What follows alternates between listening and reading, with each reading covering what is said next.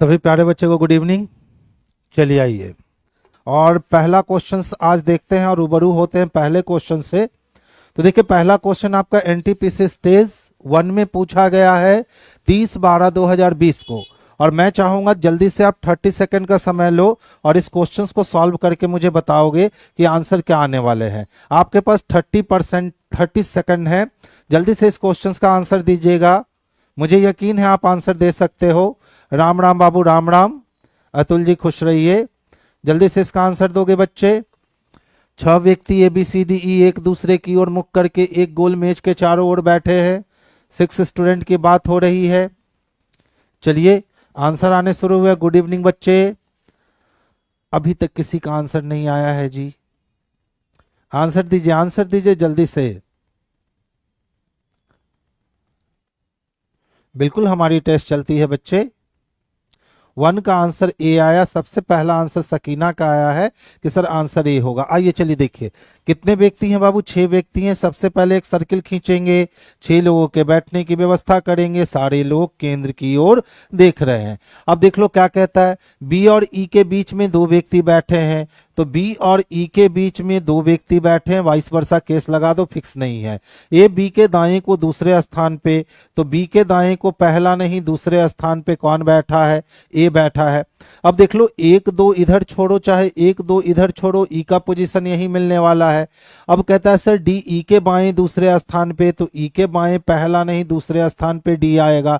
फिर कहता है डी और ई के बीच कौन बैठा है, तो डी और ई के बीच ए बैठा है। ए किस में है बच्चा, ऑप्शन नंबर ए में है। तो जिन बच्चों ने ऑप्शन नंबर ए जवाब दिया है उन बच्चों का जवाब बिल्कुल सही और उचित है। अब हम दूसरे क्वेश्चंस की ओर मुख करेंगे और देखिए ये भी क्वेश्चन आपके एनटीपीसी में ही पूछे गए हैं। और अब कहता है दिए गए निर्देशों को ध्यानपूर्वक पढ़िए और प्रश्नों का उत्तर दीजिए। एक वृत्ताकार मेज की बात कर रहा है और इस वृत्ताकार मेज पर कितने लोग बैठे हैं, तो इस पे 8 लोग बैठे हैं। A B C D E F G H और सभी लोग एक दूसरे की ओर मुख करके बैठे हैं। चलो भैया समय ले लो जल्दी से, 30 नहीं 40 सेकंड ले लो, लेकिन इस क्वेश्चन को सॉर्ट आउट करके बतलाओगे। आप ही आंसर दोगे जल्दी से। अतुल का आंसर आया था, गुड इवनिंग बच्चे।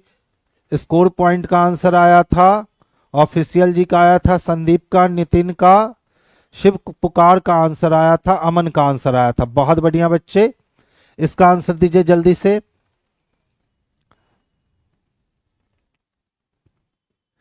देखिए धीरे धीरे करके है ना अपने आप को फास्ट करना है। जब तक आप फास्ट नहीं करोगे ना तब तक रिजल्ट ही नहीं मिलेगी, और ये सारा मामला रिजल्ट पे आके ही रुक जाता है। तो जल्दी से आंसर करोगे।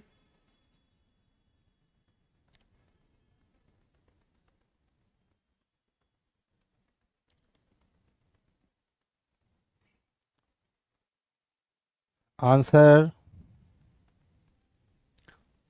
पंकज का आंसर आया नंबर 1, रिपीट कीजिए सर। एनटीपीसी का एग्जाम कब तक होगा, अप्रैल से पहले कोई ऑप्शन नहीं। गुड इवनिंग बाबू पंकज, पेशेंस रखिए, 1 नंबर रिपीट कर दूंगा। चलिए आइए देखिए ध्यान से, इतना समय लगाना ही नहीं ना है। 8 ही व्यक्ति है ना। सबसे पहला लाइन बोला सर ए कहाँ है, तो ई और जी के बीच में है। ए जो होगा वो ई और जी के बीच में होगा, वाइस वर्सा केस लगा के छोड़ दो। जबकि जी एफ के दाएं दूसरे स्थान पे, तो एफ के दाएं पहला नहीं दूसरे स्थान पे कौन है, जी। अब देख लो जी और ई के बीच में ए है, तो ए यहां आएगा और ई यहां आ चुका है। आगे चलिए, एच डी और बी के बीच में है, तो एच कहाँ बैठा है, तो डी और बी के बीच में, तो एच को यहीं रखना होगा। या तो डी बी यहां या तो डी बी यहां। आगे चल दो। और एफ के बाएं को दूसरा है, तो सही में एच जो है ना वो एफ के बाएं को दूसरा है। ए और बी एक दूसरे के सामने है, तो ए और बी जब एक दूसरे के सामने है तो बी यहां आएगा। हमने देखा था कि एच डी और बी के बीच में बैठा है, तो डी को यहां रखना होगा। अब देख लो ए भी खत्म हो गया, सी बचा हुआ है। पूछ रहा है कि सर ई और एच के बीच में कौन बैठा है, तो ई और एच के बीच में बच्चे डी बैठा है, और डी किस में है, तो ऑप्शन नंबर बी में है। तो इसके लिए परफेक्ट आंसर हमारा ऑप्शन नंबर बी हो गया। जो किसका किसका सही आया है, कुछ लोगों के आंसर सी आ रहे थे, कुछ बच्चे के आंसर बी आ रहे थे। तो जिनके आंसर सी आ रहे थे ना बाबू, उनके आंसर गलत आ रहे थे, आंसर बी होने चाहिए। 1 नंबर में कुछ नहीं था बच्चा, देख लो। बी और ई के बीच कितने व्यक्ति बैठे हैं? तो 2 व्यक्ति। बी को यहां रखा तो 1 और 2 छोड़ के ई बैठ गया। अब कहता है ए बी के दाएं को दूसरा है, तो बी के दाएं को पहला नहीं दूसरा ए है। फिर कहता है डी ई के बाएं को दूसरा है, तो ई के बाएं को पहला नहीं दूसरा डी है। अब पूछा डी और ई के कौन बीच में बैठा है? तो बस ए बैठा है। चलिए तीसरे क्वेश्चंस की ओर आते हैं, ध्यान से समझोगे चीजों को। क्या कहता है? राहुल की आयु शशि से अधिक है, तो किसकी? तो राहुल की आयु किससे अधिक है? तो शशि से अधिक है। फिर कहता है लेकिन कविता जितनी नहीं, इसका मतलब राहुल की आयु कविता से कम है, तो कविता इन तीनों में सबसे अधिक है। कविता की आयु शशि और अशोक दोनों से अधिक है, तो कविता की आयु शशि से तो अधिक है ही, और साथ में कविता की आयु किससे अधिक है बच्चे? तो अशोक से भी अधिक है। किसकी? तो कविता की। आगे चलते हैं, फिर देखो क्या कहता है। अशोक की आयु शशि से कम है। लीजिए, अशोक की आयु किससे कम है? तो अशोक की आयु शशि से कम है। फिर कहता है लेकिन मोनिका से अधिक है, तो लेकिन किसके लिए? अशोक के लिए, यानी मोनिका जो है वो अशोक से भी नीचे होगी। पूछ रहा है इनमें सबसे छोटा कौन है? तो सबसे छोटा मोनिका जी हैं, और मोनिका जी कहाँ आने वाली हैं? तो ऑप्शन नंबर ए में आने वाली हैं। तो आंसर हमारा परफेक्ट जो है ना, ये ऑप्शन नंबर ए जाएगा। नेक्स्ट क्वेश्चन की ओर रुक करेंगे और देखेंगे नेक्स्ट क्वेश्चन क्या कहता है। A B C D E F G H, 8 लोग एक वृत्ताकार मेज पर एक दूसरे की ओर मुख करके बैठे हैं। तो सबसे पहला काम, 8 लोगों की व्यवस्था हमने कर ली।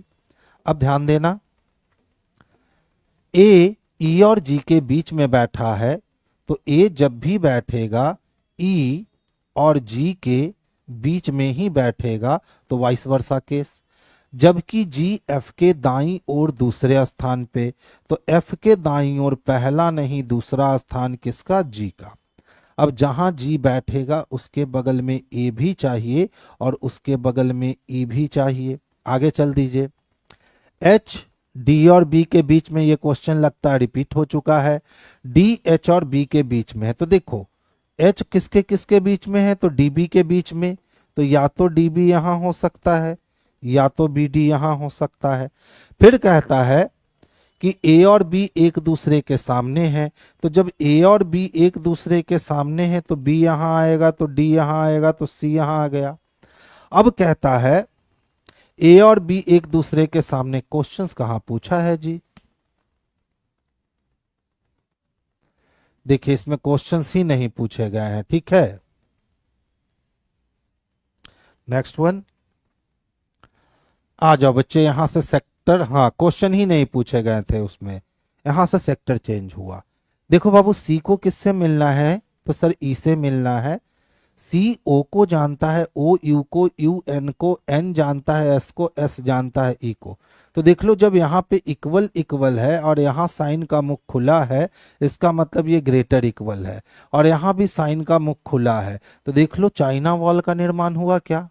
और जैसे ही चाइना वॉल बनेगा हम सी से ई तक जा ही नहीं सकते, कैंसिल हो गया।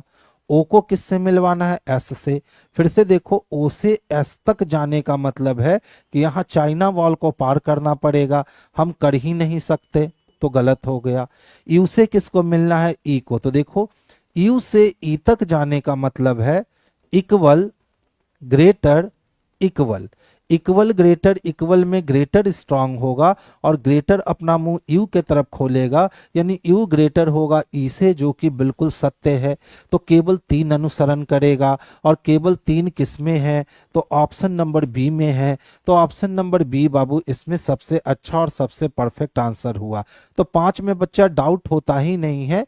ग्रेटर ग्रेटर इक्वल इक्वल में greater strong, greater greater equal में ग्रेटर स्ट्रांग, ग्रेटर इक्वल में ग्रेटर स्ट्रांग, ग्रेटर नहीं है तभी ग्रेटर इक्वल स्ट्रांग होगा। देखिए ध्यान से, एस को किससे मिलवाना है? तो सर ई से मिलवाना है। अच्छा, एस से लेकर और ई तक का सफर हम अगर तय करते हैं तो साइन क्या मिलेगा? Greater greater equal greater equal greater equal, strong sign कौन होगा, ग्रेटर, तो किसकी तरफ ग्रेटर, तो एस की तरफ, एस की तरफ बिल्कुल ग्रेटर है सर, सही हो गया। अच्छा एन से किसको मिलना है, डब्ल्यू को, तो देख लो अगर एन से हम डब्ल्यू तक का सफर तय करते हैं तो यहां भी साइन का मुख बंद और यहां भी साइन का मुख बंद, चाइना वॉल बन गया, और चाइना वॉल बनने पे ये गलत हो जाएगा। यू ग्रेटर इक्वल है, यू क्या है, ग्रेटर इक्वल है किससे, ए से, तो चलो तो यू से ए तक का सफर तय करते हैं। अगर हम यू से ए तक का सफर तय करें तो इक्वल और ग्रेटर इक्वल में कौन स्ट्रॉन्ग, ग्रेटर इक्वल, यानी ये वाली बात सही है। तो कौन कौन सही है, तो एक और तीन सही है। एक और तीन किस में दे रखा है बच्चे, तो ऑप्शन नंबर सी में दे रखा है, तो आंसर हमारा ऑप्शन नंबर सी हो गया। सर ये भी समझ में नहीं आ रहा है, अच्छा ये भी समझ में नहीं आ रहा, ऐसे समझिए, एस बड़ा है किससे, एच से, एच बड़ा है किससे, यू से, यू बराबर है किसके, एन के, एन बड़ा या बराबर है किससे, ए से, ए बड़ा है किससे, टी से, टी बराबर है किसके, ई के, ई छोटा है किससे, भी से, और भी छोटा है किससे, डब्ल्यू से। ये पूरा इक्वेशन बन के तैयार हुआ।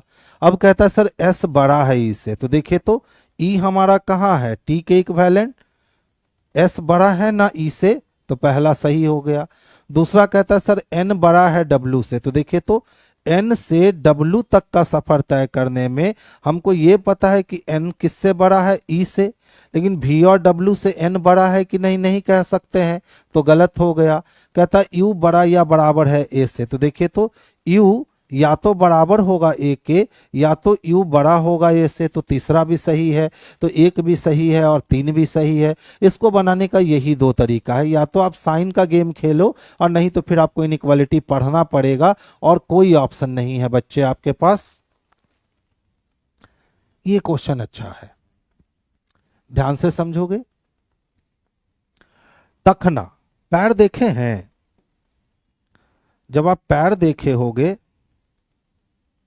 मनुष्य का तो यहां पे एक हड्डी होती है, ठीक है, इसी हड्डी को हम लोग क्या कहते हैं, तो टखना कहते हैं।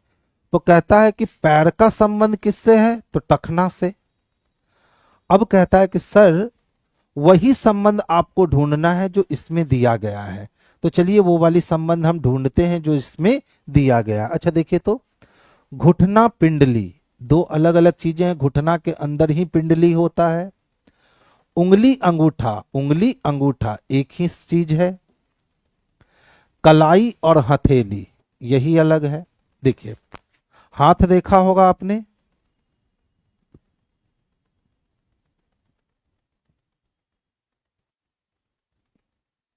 ठीक है, इस वाले हिस्से को कलाई कहते हैं। तो जैसे पैर का यहां वाला हिस्सा टखना कहलाता है, वैसे ही ये हथेली का यहाँ वाला हिस्सा क्या कहलाता है, कलाई।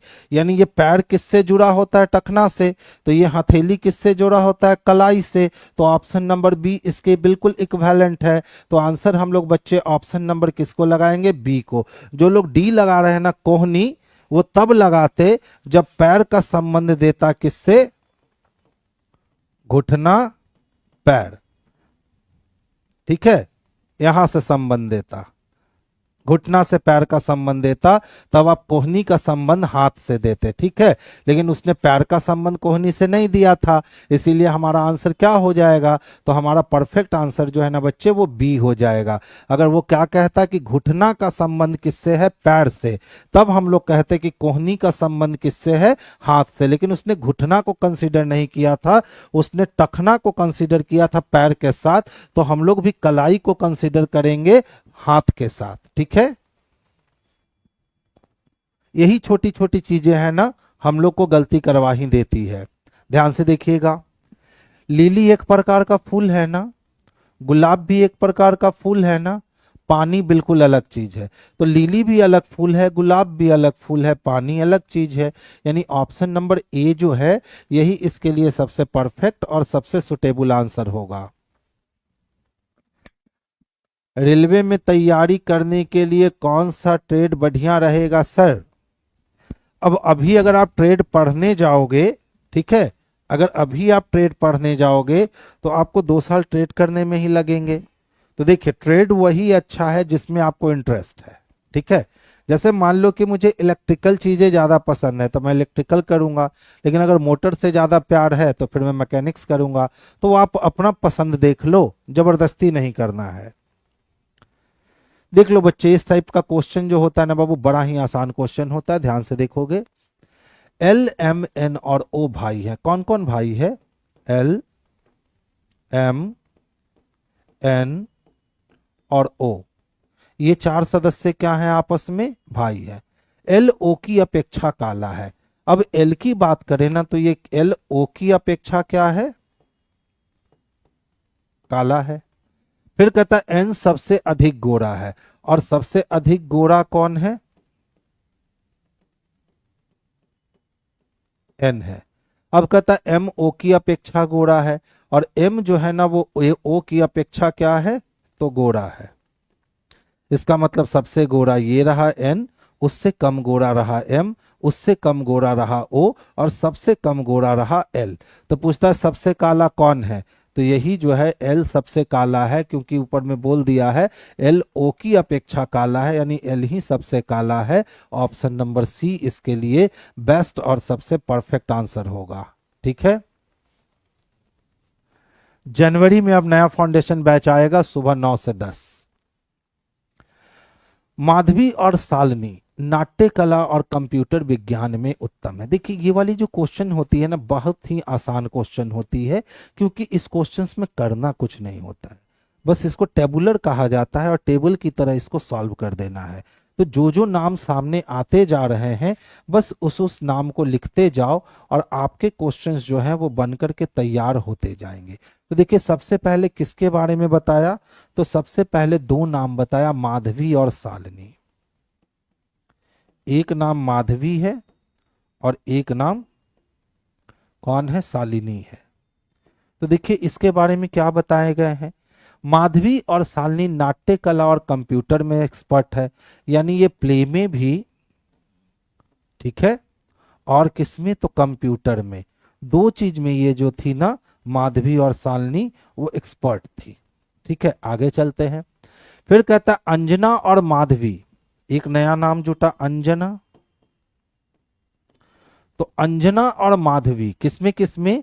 तो कंप्यूटर विज्ञान में तो पारंगत है ही, और साथ साथ ये लोग फिजिक्स में भी पारंगत है। कौन? तो अंजना और माधवी फिजिक्स में भी पारंगत है। आगे चलते हैं। अंजना, पूर्णिमा और निर्मला। अंजना तो है, 2 नाम और जुटा, एक नाम पूर्णिमा जी का जुटा और एक नाम निर्मला का जुटा। इसको आपको ऐसे ही बनाना होगा। तो अंजना, पूर्णिमा और निर्मला फिजिक्स में तो अच्छी है, ठीक है, लेकिन साथ ही साथ ये लोग क्या है ना कि हिस्ट्री में भी ये तीनों, अंजना, पूर्णिमा और निर्मला, अच्छी है। आगे चल दीजिए। निर्मला और अंजना, निर्मला और अंजना फिजिक्स के साथ गणित में भी अच्छी है। तो अंजना भी मैथ में अच्छी है और निर्मला भी मैथ में अच्छी है। इतना मेहनत आपको इस क्वेश्चंस को सॉल्व करने के लिए करना पड़ेगा। पूर्णिमा और शालिनी इतिहास और नाट्य कला में।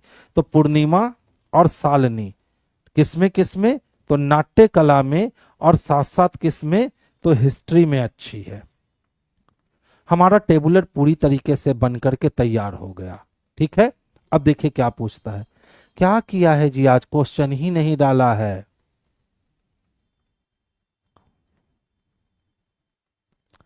एक मिनट बच्चे रुक जाइएगा।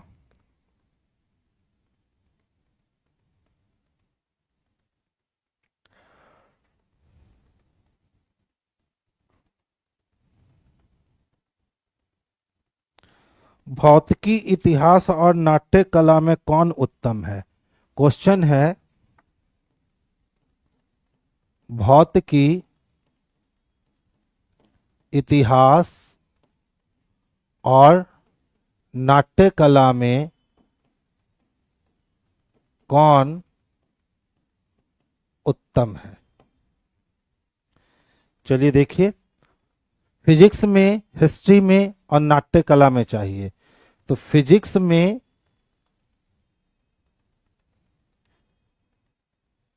देख लीजिए, पूर्णिमा जी को देखिए, नाट्य कला में भी है, फिजिक्स में भी है और हिस्ट्री में भी है। Option number B. Option number क्या? बी। एक क्वेश्चन और था ना जिसमें एरर था,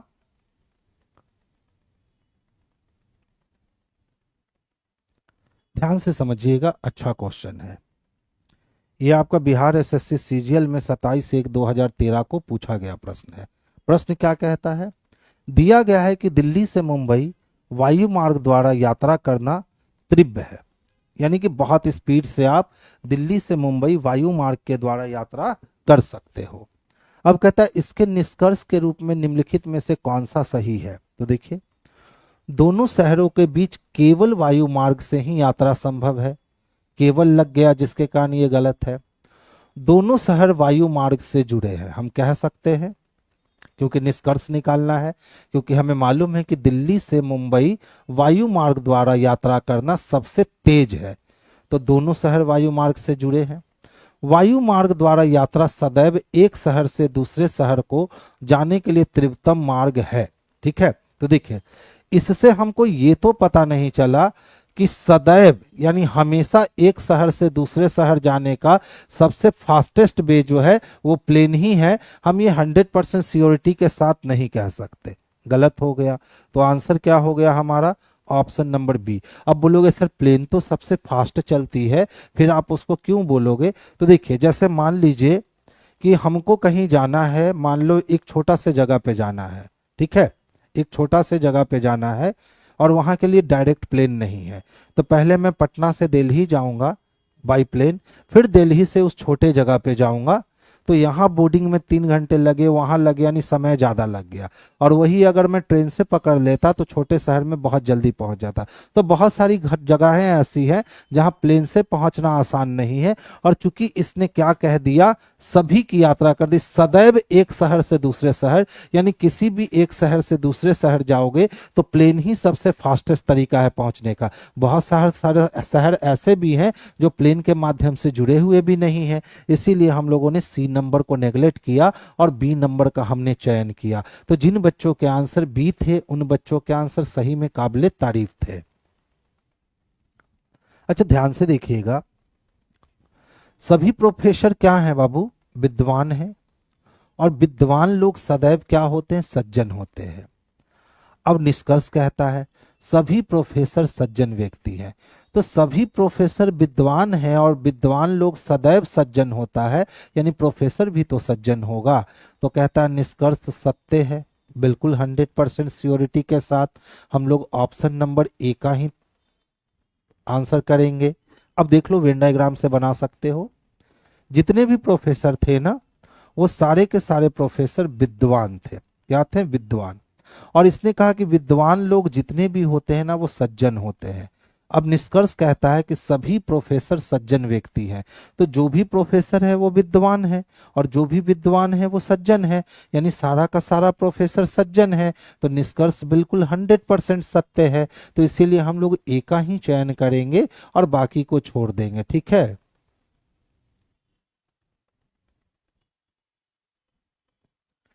इसका मतलब सर रीजनिंग को जला देते हैं। अच्छा, धुआं धुआं कर देते हैं। कुछ नहीं बच्चा, आप भी कर सकते हो, कोई बड़ी बात नहीं है। बस एकदम पेशेंस के साथ लगे रहो और जहां कमी है ना उस कमी को फुलफिल कर लो। बस उसके बाद रीजनिंग में आपकी लॉजिक क्रिएट हो जाएगी। जैसे यही क्वेश्चन देख लो, कहता उस एकल अक्षर की पहचान करे जिससे निम्नलिखित शब्दों में से अगर हम निकाल देंगे ना तब हमको नया शब्द मिल जाएगा। यानी कि इसमें से कोई एक अक्षर ऐसा होना चाहिए जिसको निकाल भी देंगे ना तब भी मेरा शब्द बनेगा। तो देखिए, अगर हम आर की बात करें तो आर केवल एक ही जगह है। आर कहाँ है? केवल एक ही जगह है, छोड़ दीजिए। अगर हम एक ही बात करें, इसमें इसमें इसमें इसमें नहीं है, छोड़ दीजिए। अगर हम एल की बात करें, सिर्फ इसमें है, छोड़ दीजिए। अगर हम एम की बात करें देख लो सब में है। अच्छा सोचो हमने एम को सब में हटा दिया, एम को हमने सब में क्या किया, हटा दिया। तो देखिए तो इंक वर्ड है ना, लैप वर्ड है, टी वर्ड है, वार वर्ड है, यानी आंसर क्या हो जाएगा, तो ऑप्शन नंबर डी हो जाएगा। यानी सर अगर डी को बना निकाल दोगे ना, फिर भी आपके सारे वर्ड जो हैं वो मीनिंगफुल ही बने रह जाएंगे। नेक्स्ट वन देखोगे। अच्छा देखिए तो पहला शब्द कौन है, तो एस है। चौथा, दूसरा, तीसरा, चौथा शब्द कौन है बच्चे, तो ई है। अब उसके बाद सातवां, 5 6 7 कौन है, एल है। और उसके बाद 11वां, 8 9 10 11 कौन है, एस है। अब कहता है कि अक्षर से कोई शब्द बनाना संभव है, तो उस शब्द का पहला अक्षर लिखिए, एकदम बनेगा लेस, ठीक है, बन जाएगा ना। तो पहला अक्षर क्या मिलेगा, तो एल मिल जाएगा। ऑप्शन नंबर ए इसके लिए सबसे परफेक्ट और सबसे बेहतरीन आंसर होगा। नेक्स्ट क्वेश्चंस की ओर मूव करता हूं। अब देखिए बच्चा ये क्वेश्चन तो एकदम झुनझुना वाला है। JAPAN है ना, क्या लिखा है, तो सर 9 0 15 0 13। अच्छा जे की प्लेस वैल्यू 10 होती है, एक माइनस किया। ए की प्लेस वैल्यू 1 होती है, एक माइनस किया। पी की प्लेस वैल्यू 16 होती है, एक माइनस किया। ए की प्लेस वैल्यू 1 होती है, -1 किया। एन की प्लेस वैल्यू 14 होती है, एक माइनस किया। तो कोडिंग से डिकोडिंग बनाने के लिए उसके रियल प्लेस वैल्यू में एक की कमी कर दी, आंसर आ गए। अब पूछ रहा है सर इंडिया को कैसे लिखोगे, ध्यान दोगे। आई 9, 9 में से एक गया 8, 14 में से एक गया 13, 4 में से एक गया 3, 9 में से एक गया 8, 1 में से एक गया 0। 8 पे शुरू 0 पे खत्म, 8 पे शुरू 0 पे खत्म, एक ही ऑप्शन है। तो आंसर हम लोग सी को कर लेंगे, जो बेस्ट और सुटेबल आंसर होगा। बढ़िया, आप लोग तो फास्ट जवाब दे रहे हो बच्चे। देखिए ए को क्या लिखा है, तो ए को सर 2 लिखा गया है। इसी तरह आर की हम बात करें तो आर को सर 5 लिखा गया है। एस की बात करें तो एस को 7 लिखा गया है। ओ की बात करें तो ओ को 3 लिखा गया है। और ई की बात करें तो ई को 4 लिखा गया है, ठीक है। अब कहता है तो किस शब्द के अक्षरों का योगफल जो है ना, वो सबसे बड़ी संख्या बन जाएगी। तो ध्यान से देखिएगा तो 5 5 3 8 8 7 15 15 4 19, यानी रोज का प्लेस वैल्यू 19 हो जाएगा। सोलर की बात करें 7 3 10 10 2 12 12 5 17। SEER की बात करें तो एस के लिए 7 4 4 8 8 7 15 और 15 और 5 20, इसका वैल्यू 20 बनेगा। अच्छा देखिए 5 5 10 10 और 2 12 और 12 और 4 16। SEER सबसे ज्यादा एडजस्ट कर रहा है अपने पास वैल्यू, तो आंसर हमारा क्या हो जाएगा, तो SEER हो जाएगा, जो परफेक्ट और सुटेबल आंसर होगा। नेक्स्ट क्वेश्चंस की ओर मूव करेंगे। देखिए 2 तरीके से बना सकते हैं, ध्यान से देखो। शाम की चाय के बाद वह किस दिशा में चला, यानी हमें सिर्फ अंतिम दिशा निकालनी है, और वो भी कब की निकालनी है, तो शाम के चाय के बाद। ये आपका SSC CPO में पूछा गया है, SI में भी पूछा गया है, ASI में भी पूछा गया है, और इंटेलिजेंस में भी पूछा गया है। यानी ये क्वेश्चन जो है SSC का फेवरेट क्वेश्चन है, और बार बार इस क्वेश्चन को पूछा गया है। तो ध्यान से समझिएगा कितना आसान है। शाम की चाय के बाद वो किस दिशा में चल रहा है, तो जब अंतिम दिशा निकालना हो ना बच्चे, तो दूरी से कोई लेना देना नहीं है, डायरेक्ट वहीं से सवाल का जवाब दो। देखो एक ड्राइवर अपने गांव से चला, सबसे पहले उत्तर की ओर गया, जलपान करने के लिए रुक गया और फिर बाएं मुड़ा, और फिर 30 किलोमीटर चलने के बाद भोजन के लिए रुक गया। कुछ देर विश्राम करने के बाद फिर बाएं घूमा और शाम की चाय के लिए रुकने से पहले 20 किलोमीटर चला। अब देखिए क्वेश्चन क्या था, शाम की चाय के बाद वो किस दिशा में गया, तो यहां बायां है। अब रुकने से पहले 20 किलोमीटर चला और फिर वो कहाँ मुड़ा, तो फिर वो एक बार बाएं मुड़ा। तो देखिए, एक बायां, दो बायां, तीन बायां। तीन बायां मुड़ने से अच्छा है कि आप एक बार दायां मुड़ जाओ। तो उत्तर से दायां मुड़ोगे तो पूरब आएगा, यानी ऑप्शन नंबर बी इसके लिए सबसे परफेक्ट और सबसे सुटेबल आंसर हो जाएगा। तो जितना देर क्वेश्चंस पढ़ने में लगा ना, उतना ही देर में आंसर आया। ठीक है, अब देख लो जो बच्चे फिगर से बनाएंगे। एक ड्राइवर अपने गांव से चला और सबसे पहले वो 20 किलोमीटर कहाँ गया, तो सर 20 किलोमीटर उत्तर की ओर गया। सबसे पहले वो 20 किलोमीटर कहाँ गया, तो सर 20 किलोमीटर वो उत्तर की ओर गया। ठीक है, इसके बाद वो फिर से बाएं घूमता और 30 किलोमीटर चलने के बाद यहां पे जाकर के वो जलपान करता है। और इधर से बनाता हूं, 20 किलोमीटर उत्तर में गया और यहां पे वो क्या करता है कि जलपान करता है। अब यहां से वो बाईं ओर मुड़ता है और बाईं ओर घूम करके वो कितना चलता है, तो 30 किलोमीटर चलता है। और यहां पे पहुंच करके वो किसके लिए रुकता है, तो यहां पे 30 किलोमीटर चलकर वो भोजन के लिए रुकता है। ठीक है, फिर कुछ देर विश्राम करने के बाद वो फिर से बाएं घूमता है और शाम की चाय के लिए रुकने से पहले वो 20 किलोमीटर चलता है। तो वो 20 किलोमीटर की दूरी तय करके यहाँ पे रुका और यहाँ वो किसके लिए रुका, तो चाय के लिए रुका। फिर कहता है फिर वो बाईं ओर घूमता है और 30 किलोमीटर चलकर कस्बे में पहुंच जाता है। यहां से पुनः बाईं ओर चला और 30 किलोमीटर चल करके कस्बा में पहुंच गया। अब प्रश्न क्या है, उसने रात्रि भोज किया, शाम की चाय के बाद वो किस दिशा में गया था। तो देख लो, शाम की चाय पीने के बाद वो इस दिशा में गया था और इधर वाली दिशा क्या होती है, तो ईस्ट होती है। इधर की दिशा वेस्ट होती है, ऊपर की दिशा नॉर्थ होती है और नीचे की दिशा साउथ होती है। तो बंदा किधर गया था, तो ईस्ट में गया था। इतना काम करने का कहाँ हमारे पास फुर्सत रहेगा एग्जामिनेशन में। हम लोग इतना काम क्यों करें, हम लोगों ने डायरेक्ट देखा, उत्तर से पहला टर्न बायां, दूसरा टर्न भी बायां और तीसरा टर्न भी बायां। तो 3 बार बायां घूमने से अच्छा है भैया एक बार दायां घूम जाओ, और उत्तर से दायां घूमोगे तो पूरब चले जाओगे, एकदम एग्जैक्ट आंसर दोगे और इसमें आप कभी इरर नहीं हो सकते हो। ठीक है, क्योंकि ये मेरा ब्रह्मास्त्र है, ये मेरा बनाया हुआ रूल है, इसमें कभी इरर नहीं हो गए आप।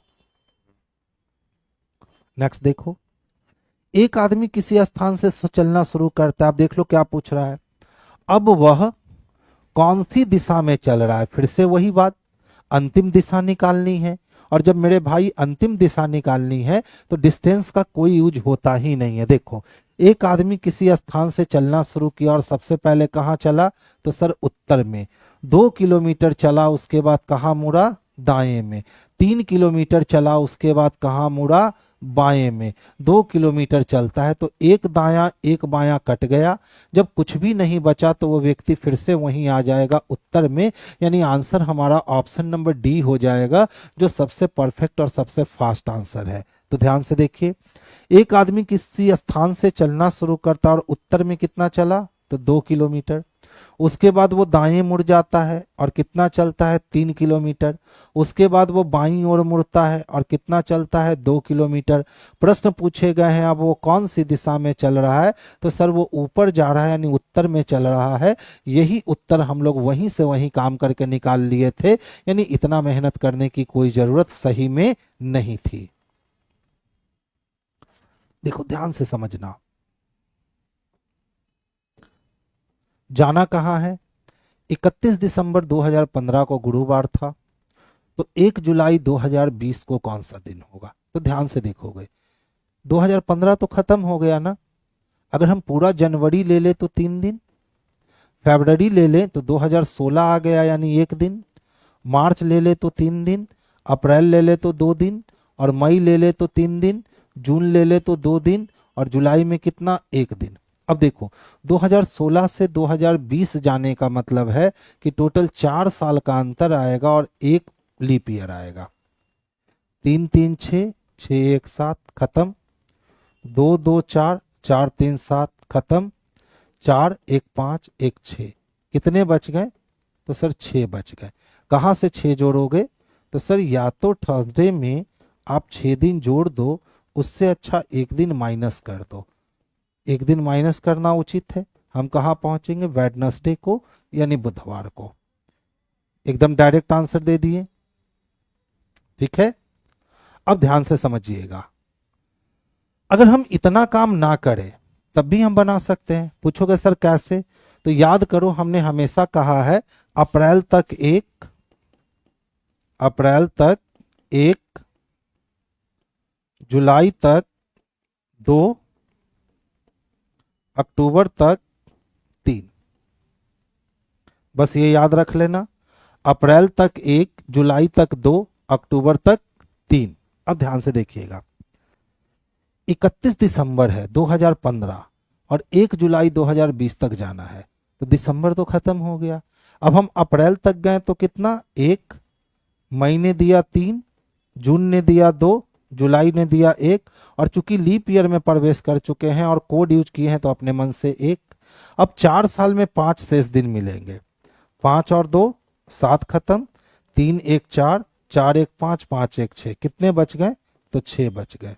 अब थर्सडे में या तो आप 6 दिन प्लस कर दो या तो आप एक दिन माइनस कर दो, वेडनेसडे को पहुंच जाओगे।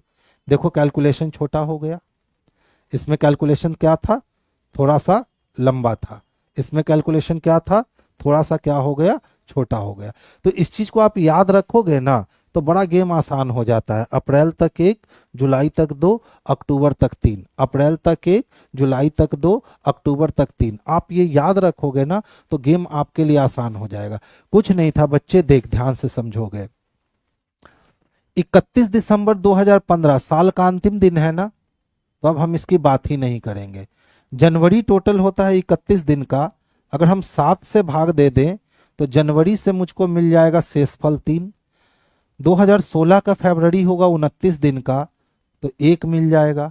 मार्च होगा 31 दिन का, तो 3 मिल जाएगा। अप्रैल होगा 30 दिन का, तो 2 मिल जाएगा। मई होगा 31 दिन का, तो 3 मिल जाएगा। जून होगा 30 दिन का, तो 2 मिल जाएगा। जुलाई में 1 जुलाई बोला है तो 1 मिल गया। अब 2016 से 2020 का अंतर क्या आएगा? तो 4 साल। और इस 4 साल में लीप ईयर कौन होगा? तो 16 को हम यहाँ काउंट कर चुके हैं, तो 20 यानी 1 लीप ईयर। 7 पूरा नहीं होने देना है। 3 3 6 1 7 खत्म हो गए। 2 2 4 3 7 खत्म हो गए। 1 4 1 5, 5 1 6, 6। आगे जाना है तो या तो हम 6 दिन जोड़ेंगे या तो हम 1 दिन घटाएंगे। क्लियर है?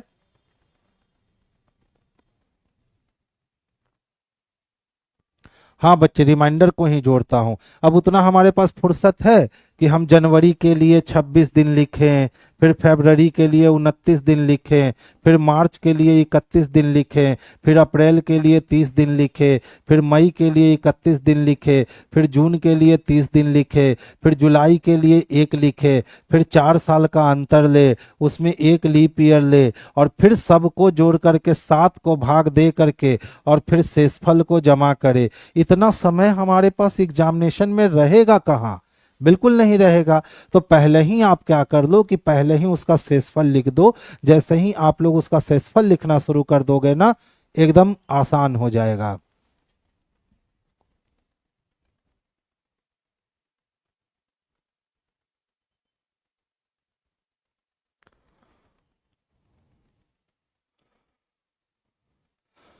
आगे चले।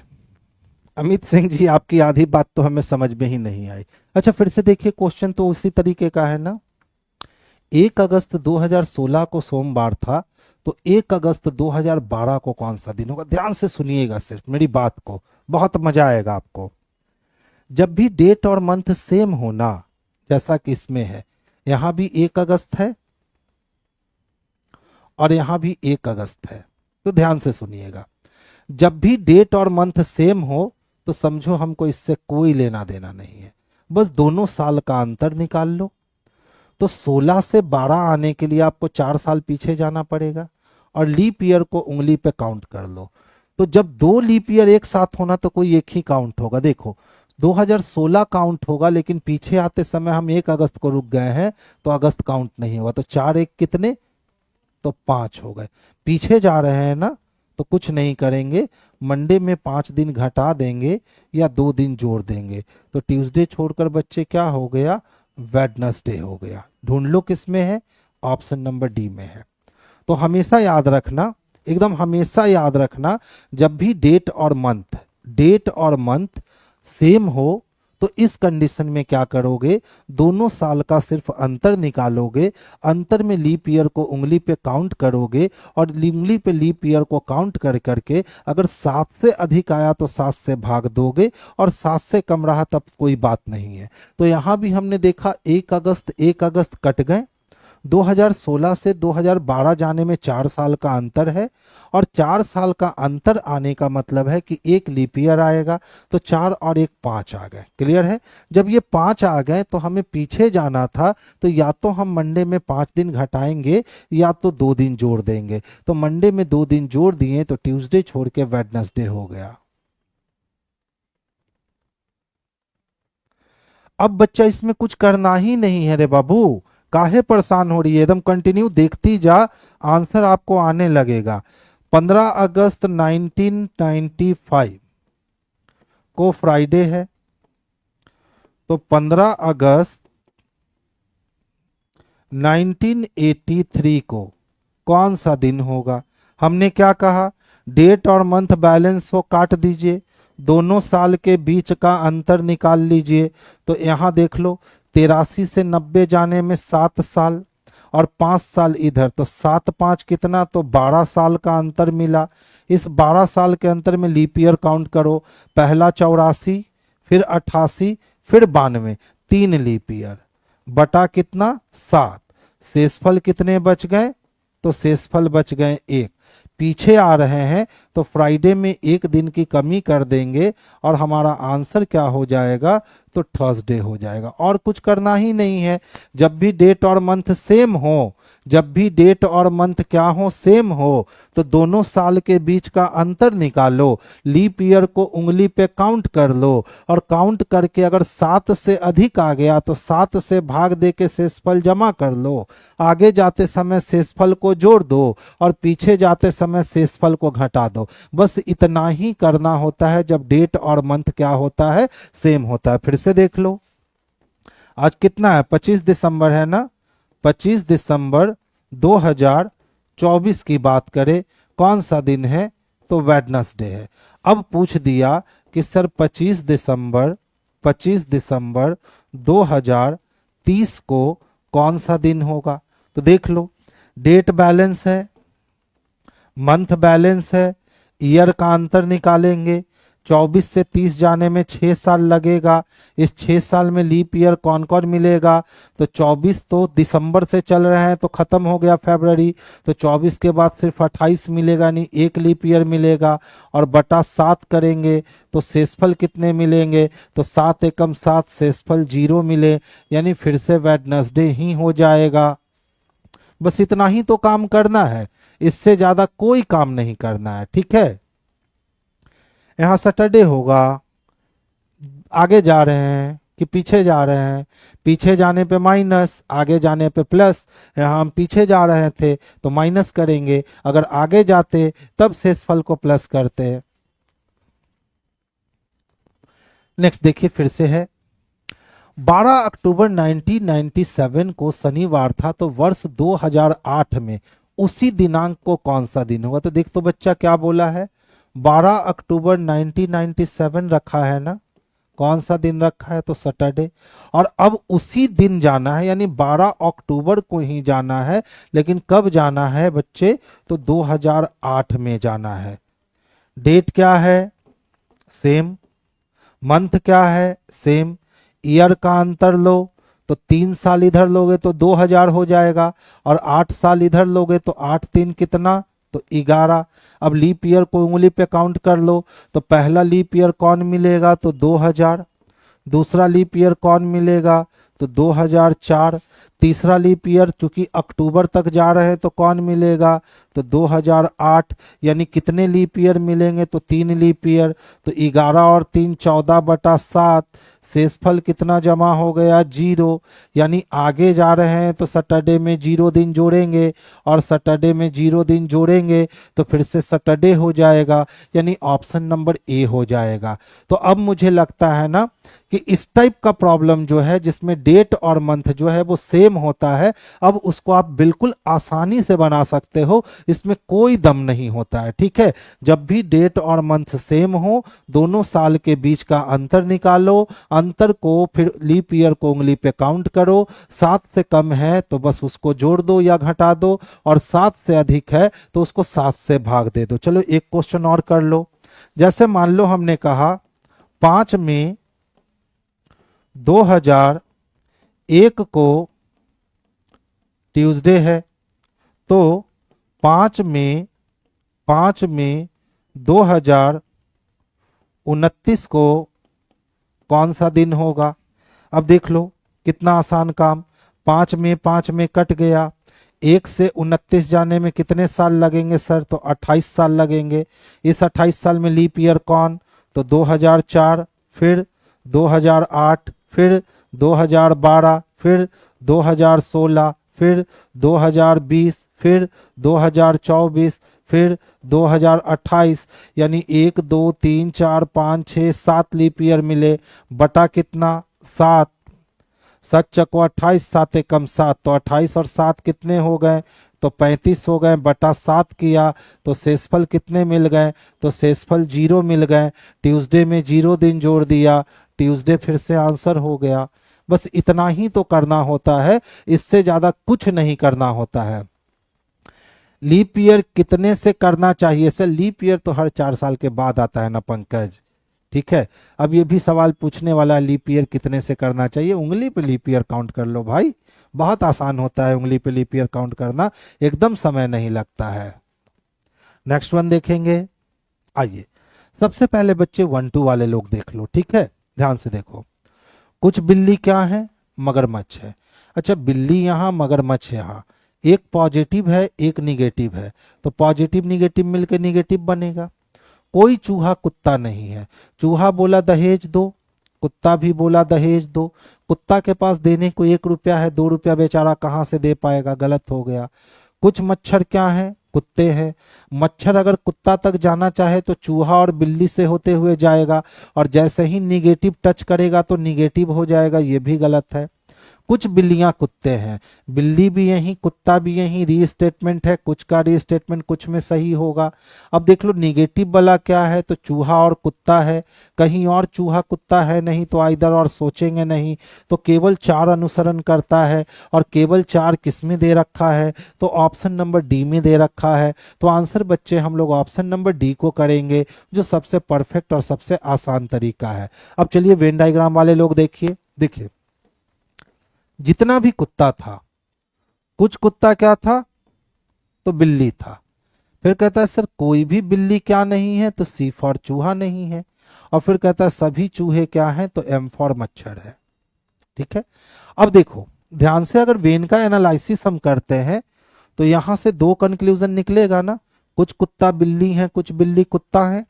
यहां से 3 कंक्लूजन निकलेगा, सभी चूहा मच्छर है, कुछ चूहा मच्छर है, कुछ मच्छर चूहा है।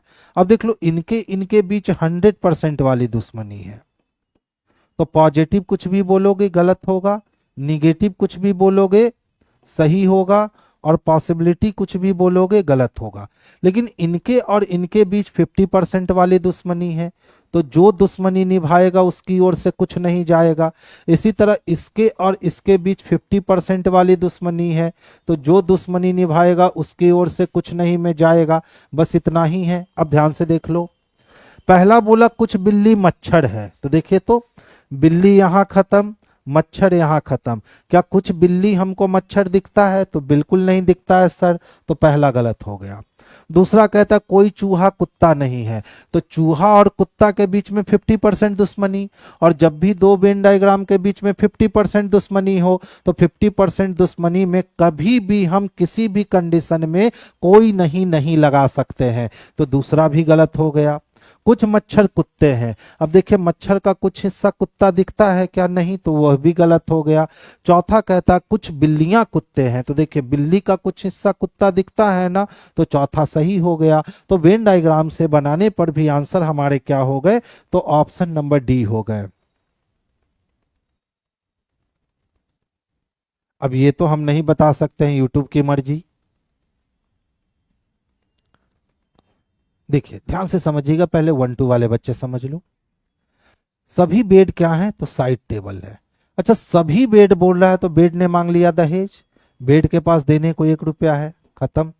कुछ लैंप क्या है, बेड है। लैंप से अगर बेड को मिलवाना है तो साइड टेबल 1 2 में तैयार है, सही है। सभी साइड टेबल बेड है, सभी साइड टेबल क्या है, बेड है। साइड टेबल भी यही, बेड भी यही, री स्टेटमेंट सभी के केस में सही नहीं होगा। कुछ लैंप साइड टेबल है, तो लैंप और साइड टेबल री स्टेटमेंट सही होगा। तो 2 और 4 अनुसरण करता है। अब देख लो भैया 2 और 4 कहाँ दिया है, तो इसका एक ऑप्शन और होना चाहिए था, कुछ लैंप बेड है, बिल्कुल सही हो जाएगा। सभी साइड टेबल गलत हो जाएगा। कुछ लैंप साइड टेबल है, लैंप साइड टेबल, इसका 2 और 4 अनुसरण करेगा। बाबू एक ऑप्शन बना लो, 2 और 4 उसमें लिख लो, ठीक है। अब वेन डायग्राम वाले देखो, हमारे पास जितना भी बेड था ना, इसमें से कुछ क्या था, साइड टेबल था। और फिर कहता है सभी साइड टेबल लैंप है, जितना भी साइड टेबल है वो सारा का सारा क्या है, लैंप है। अब देखो बच्चे पहला क्या कहता है, सभी बेड साइड टेबल है। क्या हमको सारा का सारा बेड साइड टेबल दिख रहा है, नहीं दिख रहा है, गलत हो गया। दूसरा, कुछ लैंप बेड है, लैंप का कुछ हिस्सा बेड दिख रहा है ना, तो दूसरा सही हो गया। तीसरा, सभी साइड टेबल बेड है, सभी साइड टेबल बेड नहीं ना दिख रहा है, तो गलत हो गया। कुछ लैंप साइड टेबल है, तो लैंप का कुछ हिस्सा साइड टेबल दिख रहा है ना, सही हो गया। यानी कौन कौन सही होगा बच्चे, तो 2 और 4 सही होगा। तो 2 और 4 जब सही होगा तो वो किस में दिख रहा है, तो ऑप्शन नंबर ई में दिख रहा है। तो आंसर हमारा ऑप्शन नंबर ई जो है ना, ये सबसे बेस्ट और सबसे परफेक्ट है, ठीक है।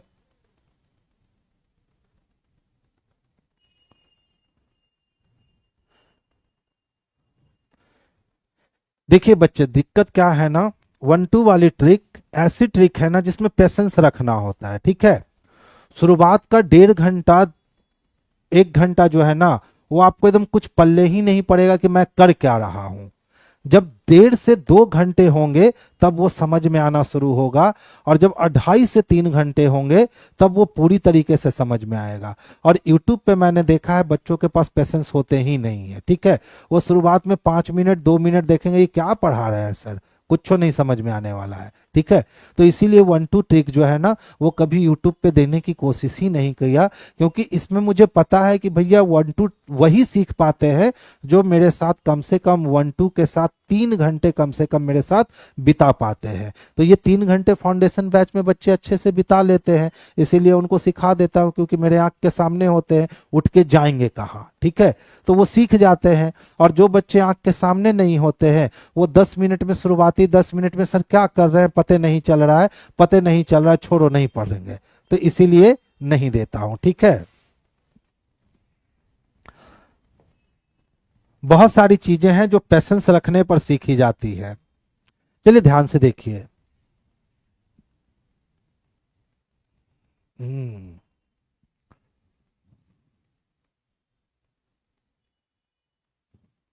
2 1 कम 2, 2 3 6, 3 1 4, 4 2 6, 3 दूना 6, 3 9 27, 9 ओहो, क्या खूबसूरत क्वेश्चन है। देखो 2 6 4 है ना, बाई 2 कर दिया, भाग दे दो, 2 1 कम 2, 2 3 6, 2 दूनी 4, इन सभी को आपस में क्या करो ना, ऐड कर दो। तो 3 1 4, 4 2 कितने हो गए, 6 हो गए। इसी तरह क्या है, 8 7 0 है, *3 है, 3 से भाग दे दो, 3 दूना 6, 3 9 27, 0, आपस में जोड़ दो। 9 2 11 और 0 कितने हो गए, 11 हो गए। एकदम बेहतरीन वाला क्वेश्चन है, ठीक है। अच्छा अब देखो तो क्या दे रखा है, 735 है, किससे भाग देंगे, 5 से। 5 एकम 5, बच गया 23, 5 चको 20, बच गया 35, 5 सते 35, सबको आपस में जोड़ दो, 4 1 5, 7 5 12, 7 5 12। देखो तो 12 कहीं है क्या, ऑप्शन नंबर बी में है। एसएससी सीजीएल में पूछा गया क्वेश्चन है 3/9/2016 को, और अच्छा क्वेश्चन है, ठीक है। डाउट खत्म हो गया होगा। अच्छा पंकज का नेट ही स्लो चल रहा है। हाँ बच्चे ये इशू तो हमेशा बना ही रहेगा, आप इससे भाग नहीं सकते हो कभी भी। नेक्स्ट वन देखो। अच्छा देखिए फिर से, PQRSTU एक परिवार के 6 सदस्य हैं जिनमें 2 विवाहित जोड़े शामिल हैं। शिक्षक टी का विवाह डॉक्टर से हुआ है, तो टी का विवाह किससे हुआ है, तो डॉक्टर से हुआ, और टी क्या है, तो टीचर है, ठीक है। तो शिक्षक टी का विवाह डॉक्टर से हुआ, इससे कौन मेल होगा कौन फीमेल पता नहीं चला। जो आर और यू की माँ है, तो जो का काम हमेशा होता है पीछे जाकर नजदीक वाले को पकड़ना, और नजदीक वाला कौन है, डॉक्टर। यानी डॉक्टर महिला है तो टी मेल हो गया और डॉक्टर फीमेल हो गई। और जो किसकी माँ है, तो आर और यू की माँ है, यानी टी और डॉक्टर के 2 लोग, एक आर और एक यू संतान होंगे। लेकिन इसमें कौन लड़का होगा कौन लड़की होगा हम कह नहीं सकते हैं, आगे चलेंगे। फिर कहता है वकील का विवाह पी से हुआ है। अब देखिए कोई एडवोकेट है, ठीक है, और इसका विवाह बच्चे किससे हुआ है, तो पी से। कौन लड़का कौन लड़की पता नहीं, आगे चल दीजिए। पी का एक पुत्र और एक पौत्र है, तो पी को एक पुत्र भी है और पुत्र का पुत्र भी है, तब तो पौत्र होगा। आगे चलिए। 2 विवाहित महिलाओं में से एक हाउसवाइफ है, तो एक विवाहित महिला तो ये हो चुकी है। अब देख लो यहाँ पी और यू शादी कर नहीं सकता है, तो एक तो एडवोकेट हो चुकी है और एक डॉक्टर हो चुकी है, और बोला 2 विवाहित महिलाओं में से एक क्या है, गृहिणी है, ठीक है। तो चलिए ध्यान से देखिए, अगर इसी को हम पी बना देते हैं, ठीक है, तब तो इसकी शादी एडवोकेट से हो नहीं सकती, यानी इसको पी बना नहीं सकते हैं और इसको एडवोकेट भी बना नहीं सकते हैं। अब कहता है परिवार में एक छात्र भी है और एक पुरुष इंजीनियर है, निम्नलिखित में पौत्री के बारे में क्या सही हो सकता है। तो सबसे पहले हमको इसको कनेक्ट करना होगा। टी शिक्षक का विवाह, शिक्षक टी का विवाह डॉक्टर से हुआ है, जो यू और आर की माँ है, तो 6 लोगों में से 1 2 3 4 लोगों को देख लिए। फिर कहता है वकील का विवाह पी से हुआ है, एडवोकेट का विवाह पी से हुआ है, पी का एक पुत्र और एक पौत्र है, 2 विवाहित महिलाओं में से एक गृहिणी है, यानी एडवोकेट कौन है, पुरुष है, और यही हाउसवाइफ है जो क्या है, महिला है, ठीक है। चलिए अब देखिए अगर हम इसके ऊपर ले जाते हैं, तो पी को एक पुत्र है, पी को क्या है, एक पुत्र है, और पी क्या है, तो हाउसवाइफ है, और इसका विवाह किसके साथ हो रखा है, तो एडवोकेट के साथ हो रखा है। अब कहता है कि इसको एक पुत्र और एक पौत्र भी है, तो एक पुत्र है और एक पौत्र है, तो इस दोनों में कौन पोता होगा कौन पोती होगा नहीं कह सकते हैं। अब देख लो क्या कहता है। फिर हमको कहा गया 2 विवाहित महिलाओं में से एक हाउसवाइफ है, परिवार में एक छात्र भी है और एक पुरुष इंजीनियर है, यानी इसी दोनों में से कोई एक इंजीनियर होगा। अब पूछा है पोती के बारे में क्या सही होगा, बड़ा सही क्वेश्चन है।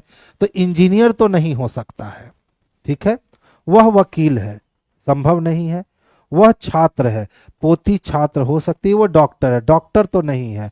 एक बच गया इंजीनियर, और चूंकि बोला है कि एक पुरुष इंजीनियर है, तो ये भी संभव नहीं, डॉक्टर भी संभव नहीं, और वकील भी संभव नहीं, क्योंकि वकील और डॉक्टर ऊपर जा चुके हैं। तो बच गया क्या, छात्र, यानी ऑप्शन नंबर सी।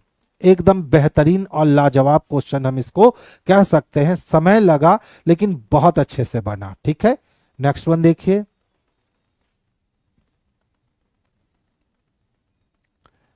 बच्चे अतुल, इतने सालों में मैंने ये तो ऑब्जर्व कर ही लिया ना कि 1-2 वाली फंक्शन सीखने के लिए मेरे सामने कम से कम 2.5 से 3 घंटे समय बिताने होते हैं, और यकीन मानो यूट्यूब पे इतना लोगों को फुर्सत नहीं है कि वो मेरी क्लास 1-2 वाली क्लास खास करके 1.5 घंटे 2 घंटे देख पाए साथ में बैठ के। जब तक हम सामने नहीं रहेंगे ना, तब तक आप क्या सीखोगे क्या नहीं सीखोगे हमें मालूम चल ही नहीं पाएगा। आइए ध्यान से देखिए, निम्नलिखित संख्या श्रेणी के आधार पर पूछे गए प्रश्न का उत्तर दीजिए। अब यही हमारे पास श्रृंखला है। कहता है ऐसी कितनी संख्याएं हैं जिनमें से प्रत्येक के ठीक पहले एक विषम संख्या यानी ऑड नंबर चाहिए और ठीक बाद में भी एक विषम संख्या यानी ऑड नंबर चाहिए, लेकिन यहां पे सिर्फ डिजिट चाहिए। ठीक है, तो हमें ऐसे डिजिट की तलाश करनी है जिसके पहले भी ऑड हो, जिसके बाद में भी ऑड हो। अब ये डिजिट ऑड भी हो सकता है या ये डिजिट इवन भी हो सकता है। देखो मामला यहां फंसेगा। ठीक है, हमको एक वॉइस दें, बैटरी तो अभी टनाटन है रे।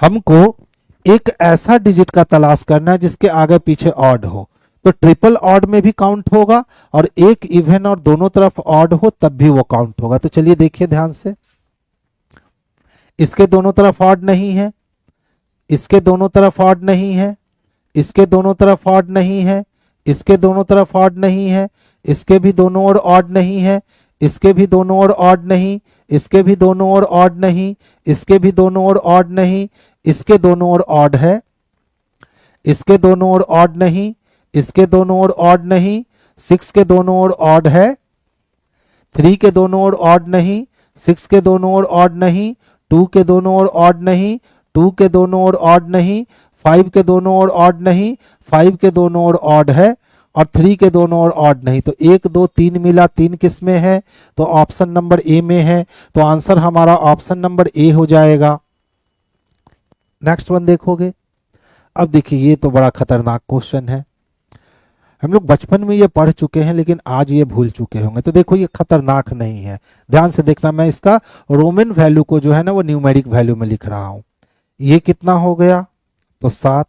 ये कितना हो गया, तो 5। ये कितना हो गया, तो 10। ये कितना हो गया, डैश दिया है नहीं, 8। ओहो, 7 है, 5 है, फिर 10 है, फिर 8 है। ठीक है, और 8 के बाद ये कितना है, तो 125 है। अब पूछ रहा है सर अगला बतला दो, अगला क्या होगा। अगला का तो कोई दिख नहीं रहा है रे, यानी वाट यहां नहीं है, वाट यहां ब्लैंक्स है, 10 के बाद ब्लैंक्स है। ठीक है, उसके बाद कितना है, 8 है, उसके बाद कितना है, 125 है। ये 100 होता है, सी का मतलब 100 होता है, 20 और 5 25। अगर ये सीरीज होता अब आप आंसर बना सकते थे। ध्यान से देखिएगा,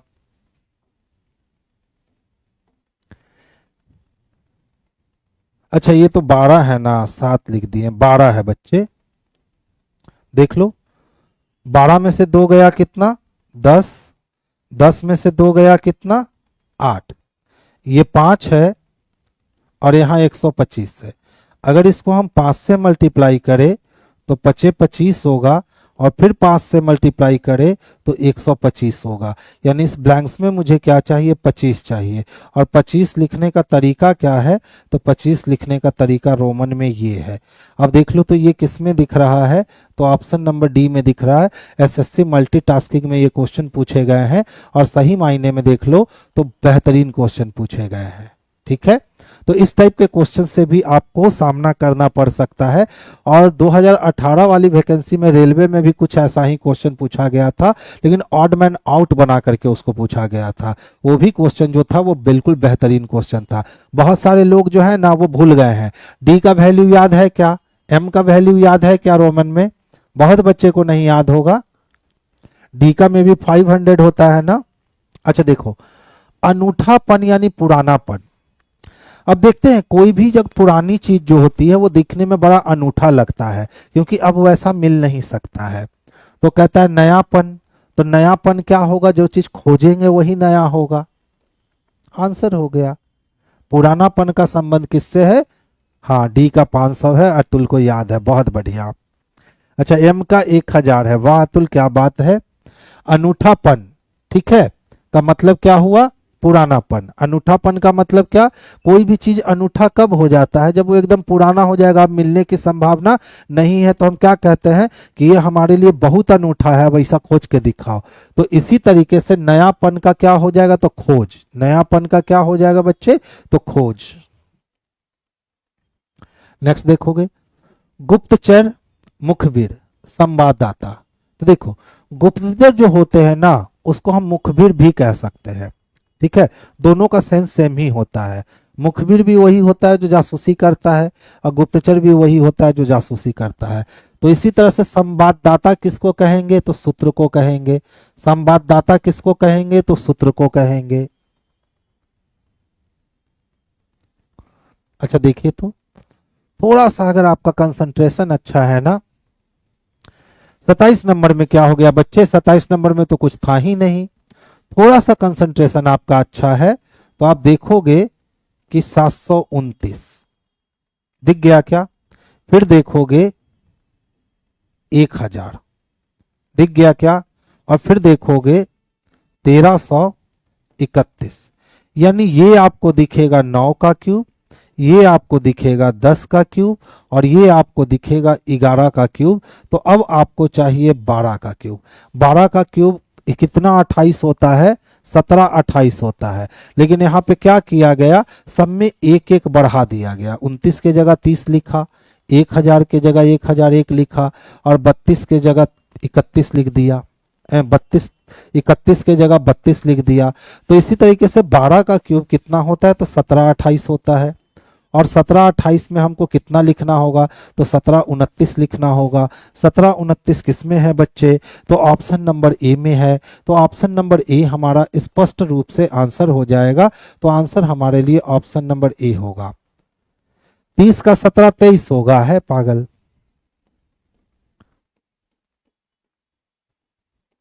ध्यान से देख लीजिए, 12 12 44 से 12 चक्कों 48 का 8, हाथ में 4, 12 चक्कों 48 और 4 52 का 2, हाथ में 5, 12 का 12 1, और 12 और 5 17। कितना आ गया बच्चा? 28 ना। हमेशा कितना जोड़ा है? एक जोड़ा है। तो यहां भी कितना जोड़ेंगे बाबू? एक जोड़ेंगे। तो कितना हो जाएगा बच्चा? तो 17 29 हो जाएगा ना। 17 30 कर दोगे तो गलत हो जाएगा ना बाबू। तो आंसर क्या होगा? तो 17 29 हो जाएगा। यही इसके लिए बेस्ट और सबसे सुटेबल आंसर हो जाएगा। तो रूल क्या बना? 9 का क्यूब प्लस 1, 10 का क्यूब प्लस 1, 11 का क्यूब प्लस 1। तो अगला क्या होगा? तो 12 का क्यूब प्लस 1। ठीक है, तो देखिए आज क्वेश्चंस का लेंथ थोड़ा टफ था। सिटिंग अरेंजमेंट के क्वेश्चन हमने झोला भर भर के डाले थे। ठीक है, झोला भर भर के हमने सिटिंग अरेंजमेंट के क्वेश्चन डाले थे, इसीलिए आज क्वेश्चंस की संख्या हमने 30 ही रखी। जिस दिन सिटिंग अरेंजमेंट की संख्या मैं कम डालूंगा उस दिन क्वेश्चंस की संख्या 40 के आसपास मैं पहुंचा दूंगा। लेकिन जिस दिन सिटिंग अरेंजमेंट ज्यादा मात्रा में रखूंगा उस दिन क्वेश्चन 30 ही दूंगा, ताकि समय पर मैं जो है ना वो आराम से कर सकूं चीजों को। तो बच्चे चलिए आज की सभा हम लोग यहीं बर्खास्त करेंगे। सभी बच्चों को मेरी क्रिसमस, आपको क्रिसमस की ढेर सारी बधाई। और साथ साथ हमारे सनातन धर्म की अगर बात करें तो आज तुलसी पूजन है, तो उसके लिए भी आपको ढेर सारी शुभकामनाएं। आपको तो पता नहीं होगा लेकिन आपकी मम्मी, आपकी दीदी, इन सबको मालूम होगा कि आज तुलसी पूजन भी है। ठीक है, तो फेस्टिवल कोई भी हो उसको एंजॉय करो। ठीक है, फेस्टिवल फेस्टिवल होता है, और मेरा मानना है ना कि फेस्टिवल एक तरीके का नैप होता है। ठीक है, जैसे आप काम पे हो, आपको बहुत नींद आ रही है, बहुत नींद आ रही है, अब काम करने का मन नहीं कर रहा है, तो एक हल्की सी नैप ले लिए 2-4 मिनट की, माइंड रिफ्रेश हो गया। तो यही माइंड रिफ्रेशमेंट का तरीका क्या है? तो फेस्टिवल है। चाहे वो कोई भी फेस्टिवल हो, फेस्टिवल का मतलब ही होता है कि आपके माइंड को रिफ्रेश करने के लिए आया है। तो फेस्टिवल जो है ना उसको एंजॉय करो, बड़ा ही आनंद आता है। तो चलिए आज की सभा हम लोग यहीं बर्खास्त करेंगे। कल फिर हमारी और मुलाकात होगी 8 बजे रात को। सभी बच्चे को गुड नाइट, स्वीट ड्रीम। कल फिर मिलते हैं।